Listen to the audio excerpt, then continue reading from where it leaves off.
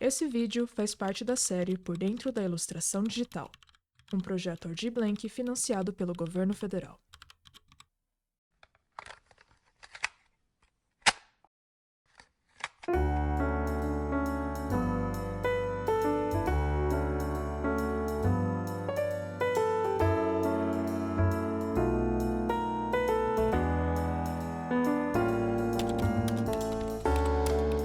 Nesse vídeo, vou apresentar como faço o grayscale dos meus desenhos. Eu sei que é um processo chato e que muitos ignoram e partem direto para a cor. Eu fazia isso também, mas infelizmente eu não fui agraciado com muita noção e habilidade inatas de trazer contraste direto na paleta. Então meus desenhos acabam ficando mais planos e sem graça do que eu gostaria, pois agora eles não têm muita diferença de cor ou de claro e escuro. Então, para contornar esse problema, o grayscale foi e está sendo um grande aliado para mim. E pode ser para você também. Se esse é o primeiro vídeo que você está assistindo, saiba que ele é o quinto de uma série de vídeos em que mostro todo o meu processo de desenho. Aconselho checar o vídeo 1, em que falo mais sobre esse projeto e inicio sobre a primeira fase de criação, que é reunir referências. Grayscale nada mais é do que usar tons de cinza para dar volume ao desenho. E para dar volume, é preciso uma noção maior sobre iluminação e seu comportamento em contato com diferentes formas. Agora, não vamos entrar nos princípios de iluminação,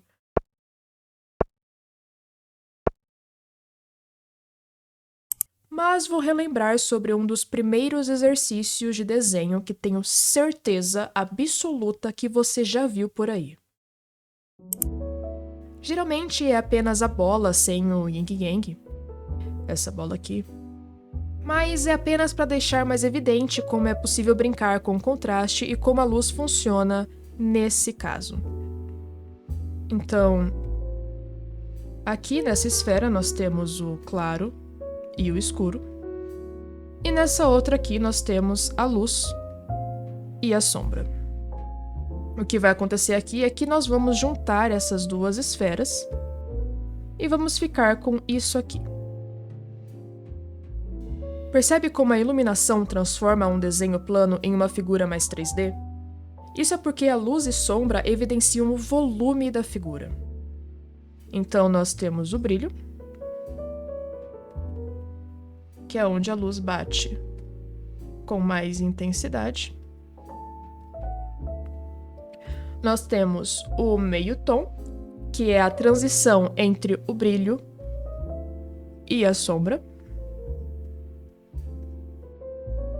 Nós temos a sombra propriamente dita.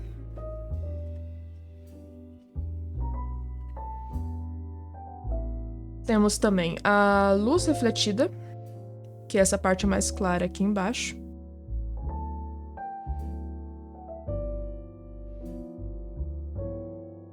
E isso acontece porque a luz vem daqui de cima, bate na superfície, e dependendo da superfície, se é uma superfície mais clara, ela acaba sendo refletida com mais intensidade para as outras partes do objeto. E para finalizar, nós temos a sombra projetada. Então é isso que você tem que ficar atento quando estiver trabalhando em grayscale. Tendo isso em mente, você pode decidir se essa iluminação que criou vai ser de forte contraste ou de fraco contraste. Ou seja, se você vai querer que seu desenho dê ênfase nas cores ou no volume. Aqui nós temos o que chamamos de notão dominante, que é quando se quer menos contraste de luz e sombra para dar mais atenção às cores do desenho. No caso, as cores aqui são o preto e branco do yin e yang. E essa outra forma é a forma dominante, que é quando a iluminação é o personagem principal, o volume. Não há certo ou errado, você pode utilizar qualquer um dos dois dependendo dos seus objetivos. Vai depender da sua preferência. Eu falei que não ia entrar nos princípios, mas eu acho que eu fui além. Enfim, seguindo.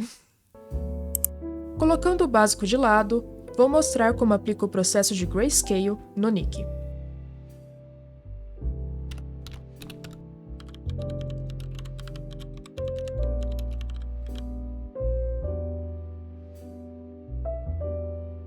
Já temos a line art pronta, como pode ver, então vamos colocar a base embaixo dela.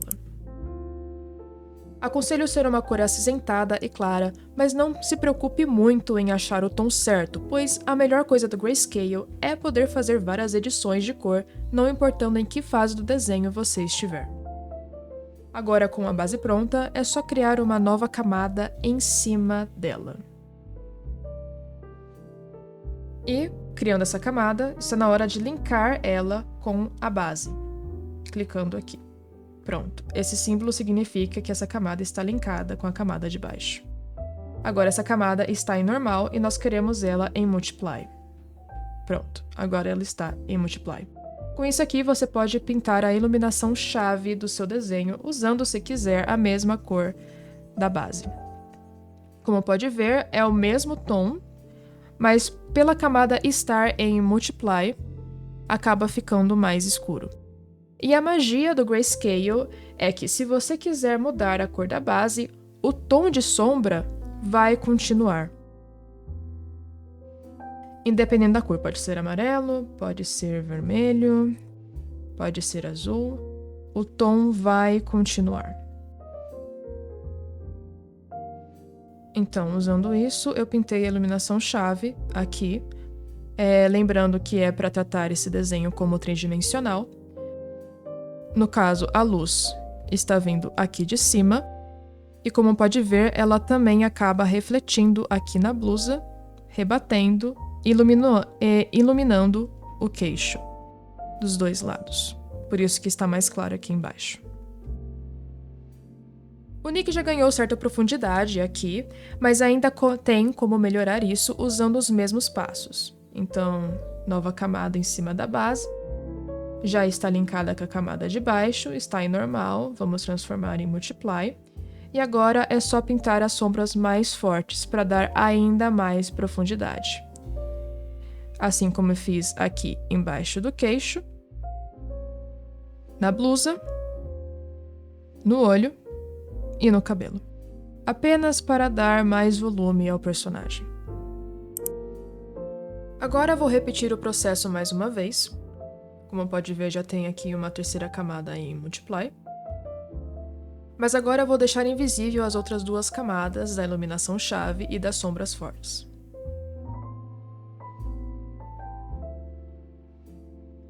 E vamos focar inteiramente no processo de pintura. Assim é como eu geralmente pinto os personagens. Isso é apenas para trazer mais o meu estilo artístico e eu gosto de deixar um tom mais quente, mais rosado aqui no rosto. Essa parte do processo é opcional. Finalizando isso, eu então posso deixar as outras duas camadas visíveis de novo. E veja a diferença entre a iluminação junto com a pintura e a iluminação sem a pintura. Aqui tá sem a pintura e aqui com a pintura no meu estilo. Agora, a parte final desse processo é apenas um pouco diferente.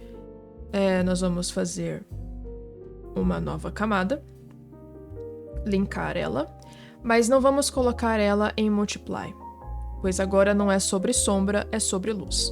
No caso, eu escolhi hard light, mas é porque eu queria um efeito mais fim de tarde. Teste os vários tipos de camada e veja aquele que mais serve para o seu objetivo, o que mais combina. E agora, com o hard light, essa nova camada de luz, você pode pintar aonde a luz bate com mais intensidade, assim como eu fiz aqui. Vou mostrar outro exemplo desse processo, mas agora com a ferramenta de bloquear pixels. Esse aqui são exemplos do mesmo processo, aqui só com a base, a iluminação chave, as sombras fortes, a pintura junto com a iluminação e a luz. Só que agora, como pode ver, principalmente aqui da iluminação chave, algumas partes do multiply está mais rosado e mais azulado. Eu fiz isso utilizando a ferramenta de bloquear pixels. Como pode ver, esse símbolo aqui é o bloqueador de pixels. Ele funciona como? Significa que os pixels preenchidos nessa camada estão selecionados e todo o resto está bloqueado. Ou seja, eu posso pintar essa camada, agora com um bloqueador de pixels, de qualquer cor, e apenas os pixels que estão nela vão ser preenchidos. Ou seja, eu posso transformar as sombras em amarelas, ou em verdes, ou em qualquer outra cor. Você pode fazer isso em todas as camadas que quiser. Agora, também, lembra do efeito da camada de luz? Que eu expliquei que ele pode variar dependendo das suas preferências, dependendo do que você quer na cena? Aqui eu quis transmitir a luz da manhã, então eu, em vez de usar o Hard Light, que é uma iluminação mais fraca que eu gosto de usar para fim de tarde, eu usei o Glow Dot, nesse caso, que é uma iluminação mais forte e mais clara para dar esse quê de manhãzinha. Então, aqui nessa camada, aqui está em Glow Dot. Em Hard Light ficaria assim, mais fraco. Hard Light, Glow Dot. Lembrando que não é preciso seguir esse processo à risca. Mais uma vez, não existe regras na arte, apenas guias. Às vezes nem eu sigo certinho esse processo, então fica tranquilo. Mas com esses passos que apresentei, fica mais fácil mostrar o volume, contraste e também ajuda na hora de decidir as cores do desenho. Se vão ser mais azuladas e escuras para transmitir um ambiente noturno, ou mais rosadas para o final de tarde, ou mais claras para mostrar que é de manhã. Você já viu o processo de line art do Elias no vídeo passado, então agora está na hora de dar uma olhada no processo de grayscale e como ele funciona na prática nesse personagem. Bora lá!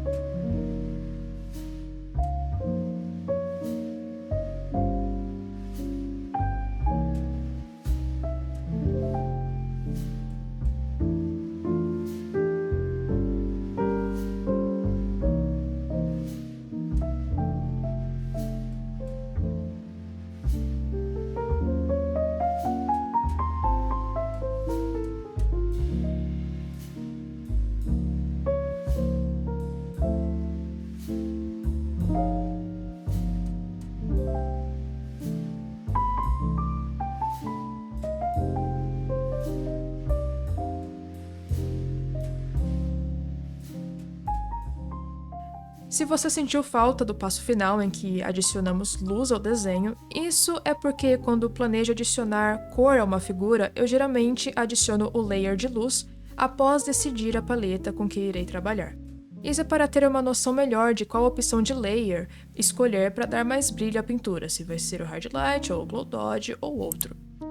Agora, sobre as cores, eu vou tratar sobre elas no vídeo seguinte.